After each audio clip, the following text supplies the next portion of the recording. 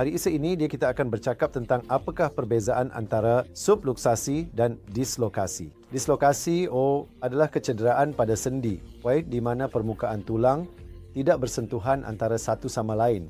Manakala subluksasi adalah kecederaan kecil pada sendi di mana permukaan tulang bersentuhan antara satu sama lain tetapi tidak dalam penjajaran yang betul antara satu sama lain. Jadi, simptom-simptom subluksasi, pesakit akan mengalami kesakitan, tiba-tiba, bengkak dan kecacatan. Simptom-simptom dislokasi juga serupa tetapi adalah penting untuk membezakan antara subluksasi dan dislokasi kerana jika ia adalah dislokasi, maka wound prosthetic ia perlu dikurangkan dan dikembalikan ke dalam sendi. Jadi untuk ini, anda perlu berjumpa dengan doktor di mana doktor akan mengurangkan dislokasi ini supaya permukaan tulang bersentuhan antara satu sama lain. Ini boleh didiagnosis dengan melakukan X-ray yang mudah dan rawatan.